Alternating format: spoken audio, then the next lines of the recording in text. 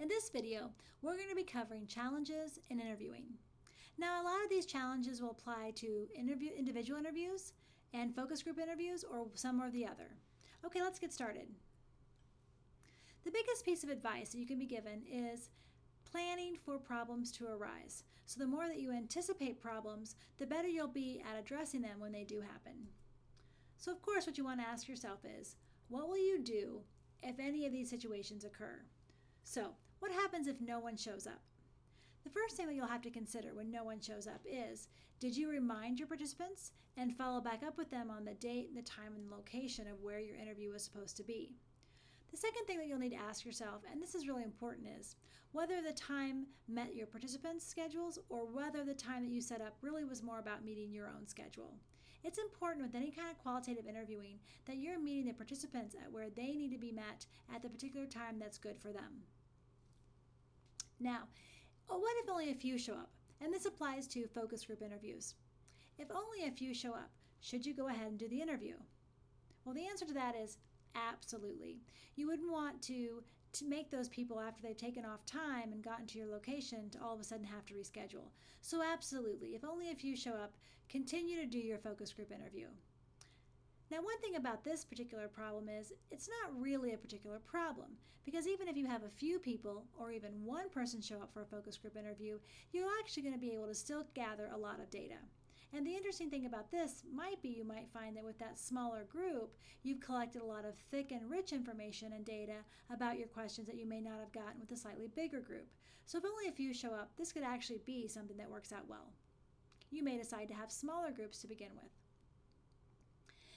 Now, what will you do if the space is inadequate? Again, as long as you've maintained that priority to anticipate problems, you should never find your space is inadequate, because you should have been able to go to your space ahead of time, make sure the setup was what you anticipated it being, and then to solve that problem right then and there. Likewise, as long as you're getting there 20 to 30 minutes early to reconfigure the room if necessary, this always allows you plenty of time to handle a type of problem like this without your participants even knowing that a problem arose. Now, what happens if no one wants to talk? A couple things. This could mean that your participants don't understand the question. That's a different type of problem. This is where piloting your questions, either your individual interview questions or your focus group questions, is really very important, if they don't understand your question. But if no one wants to talk, it also might mean that you're actually not giving them time to talk. You're filling the space on your own with the words. So silence works wonders in solving this problem. Ultimately, the more silence there is, eventually someone will jump in and they'll start to talk. It can feel awkward, but don't begin to speak. Let that silence work for you. Now, the problem of no one wanting to leave. Again, not necessarily a huge problem. What that means, if you've been facilitating and you've been getting at hopefully some really good responses to your question. But one thing you have to keep in mind is you did establish this particular time and length for your interview, and you need to abide by that in respect of your participants. So keeping a close eye on the time, making sure that as you're getting to that time, you don't go over, you remind your participants of that time. If some participants still want to continue on the conversation, you could continue that conversation on after you've ended the focus group with the participants that are there. You can also invite these participants, if they have more information, to share that with you via an email, or even another set up individual interview time would be appropriate. But you still have to respect the time that you agreed to originally for your interview. Now, what if there's bad weather? Again, prevention is worth a lot here. So you need to make sure that you have all of your participants' contact information, whether it's via email or phone and or being able to text. You should be able to get in touch with your participants quickly if there is any possibility for bad weather, so they know ahead of time that participation is going to be postponed to a separate date. I always like to have a backup date or a couple backup dates in mind to be able to anticipate bad weather or be able to be flexible. Now, what happens if the early questions are taking too long? Again, this is where if you've done a pilot study and you've piloted either your individual interviews and or your focus group interviews, hopefully this won't happen. But if you notice that the early questions are taking too long, as a facilitator, you may have to begin to move move your participants along so that you can get to those really important questions. On our video on the questioning route, which you'll see available, this allows you to really get to your key questions and not spend too much time on those early questions. Now, let's talk about some very specific challenges when interviewing. Let's begin with honesty. Exaggeration and dishonesty can be a particular challenge. There can be a tendency on the part of some of your participants to exaggerate maybe their experiences or their conditions, especially if they think that somehow this might result in some type of remedy to their problem or some type of improvement to their well-being. So you need, as an interviewee or as an interviewer, to pay specific attention to this. Even while you're interviewing, note any inconsistencies that potentially arise and clarify those inconsistencies right away during the interview process, either the focus group process or the individual process. The other thing that you can do is, after the interview is over, you can also do a lot of double checking by checking key pieces of information with different sources. So if you have a question about honesty, being able to double check that after the interview and our focus group is really important. Now let's talk about attending to the question. What happens when your participants either don't answer the question like you anticipated? That basically means that there's a potential problem with them understanding the question, but more importantly, it can also be about rapport that's not developed sufficiently.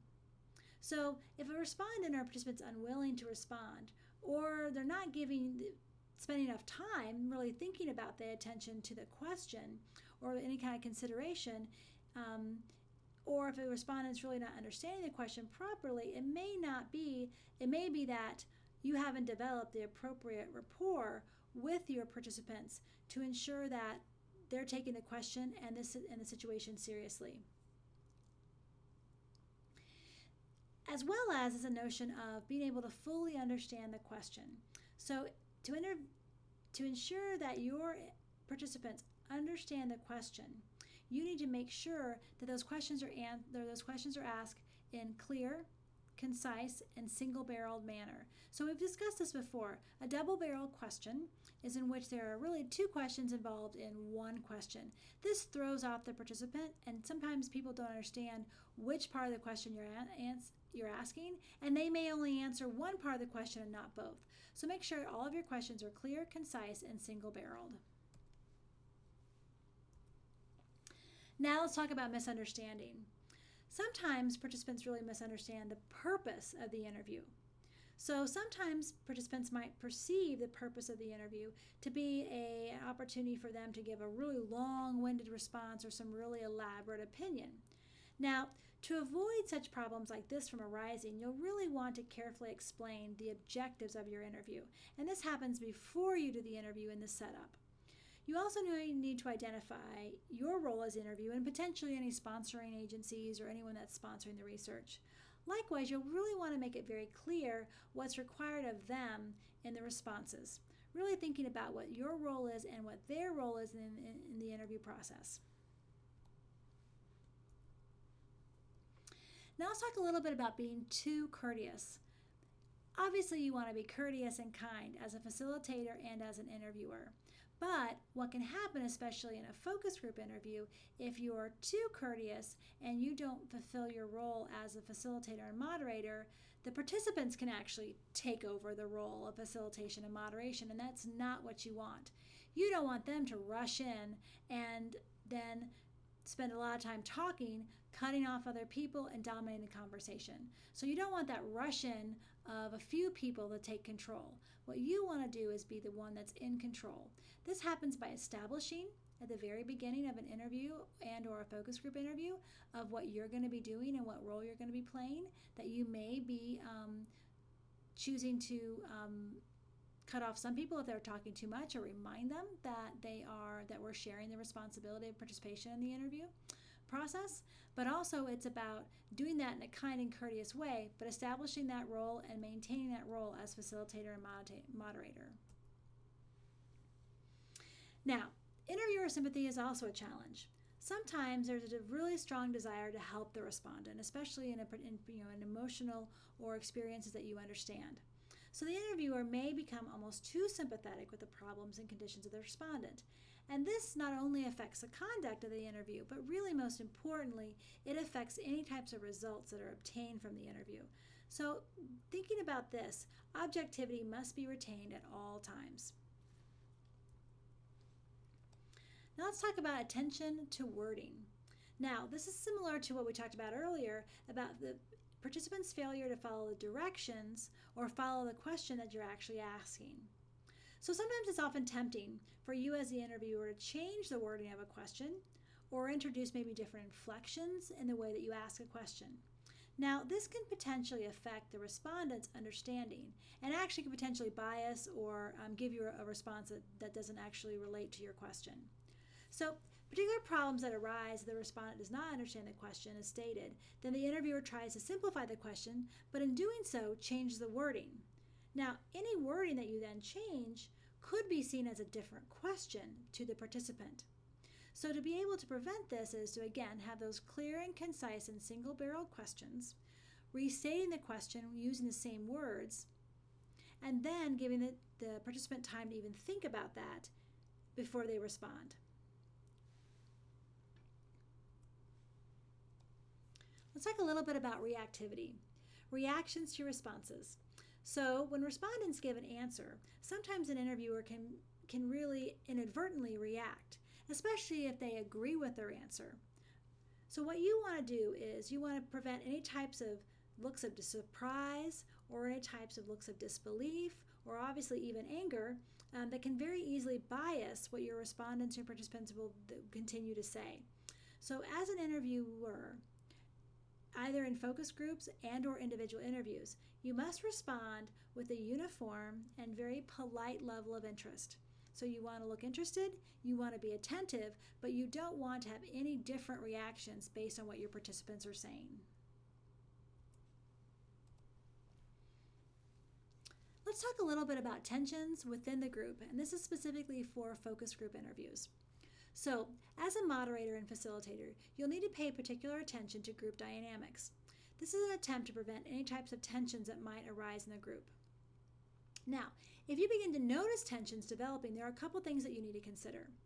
First of all is diffusing that tension.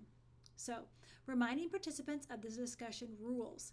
These would have been the rules that you established at the very beginning of the focus group interview, and you may even have to remind them of those if you notice that tensions are arising. You may have to be a little bit more forceful if one person is shutting down the conversation. You may have to potentially interrupt a person if necessary, hopefully not, and then redirecting the conversation or restating the question to get back to the original question. If someone is dominating and you begin to see a tension arise, you may have to avoid eye contact with the people who are creating the tension and then establish really close eye contact with other people in your group. What this does is that it diffuses that tension that this other person or persons might be having by focusing your attention on someone else. And those simple body gestures, such as turning your attention to someone who's turning your attention away from the tension, and focusing on people who are not involved in the tension helps diffuse that tension, but it also tells other people that you would like to hear from them as well. The other thing that you can do is actually address the tension. So acknowledge that there's some type of tension, reframe the conversation around this idea of contributing to a diverse amount of opinions, how much you want to hear that diverse amount of opinions, while also respecting everyone's diversity in their opinion. Restating the question, and again, potentially looking to different people to find those answers. Privacy and confidentiality. Now again, this also is slightly different between individual interviews and focus group interviews. So I'd like to talk specifically about focus group interviews here. So there's a different limit to privacy and confidentiality when using focus group interviews, because obviously other people are involved in the interview process. So in a focus group, you'll need to remind everyone that you are able to protect their privacy and their confidentiality in the research process and final product. However, you want the participants to maintain that same high level of privacy and confidentiality with all the people at the table. You should implore your participants to do the exact same level of privacy and confidentiality that you're going to be doing for them. So, implore them not to share with anyone else who participated in the focus group. Remind them not to share anything that was said in the focus group. Now, while there's always a possibility that the research participants will not necessarily abide by the same code of ethics that you're abiding by, it's important to remind them and implore them to do so.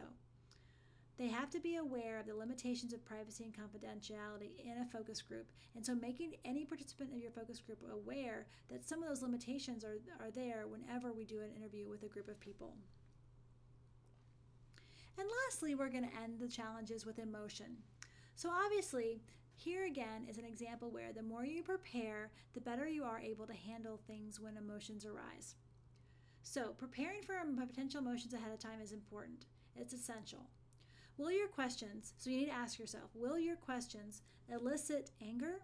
Will they elicit sadness, happiness, joy, a range of emotions? And are there any potential emotions that you know of based on the previous experiences that surround your particular research question? You should always be prepared to have a referral card for anyone that you know is experiencing any type of emotional reaction. Now, of course, this should have been identified in your IRB. So you must be prepared by having those referrals and resources available with you at every single interview. Likewise, participants should be reminded that they are allowed to stop at any time. They should be reminded that they can take a simple pause and collect their thoughts. They should be reminded that if they want to take a break and simply leave the interview, that's perfectly acceptable. They should feel comfortable enough to take a break, recollect their thoughts or collect their thoughts, and return to the interview with your encouragement. All right, we've covered a lot of challenges that may arise in either individual interviews or focus group interviews.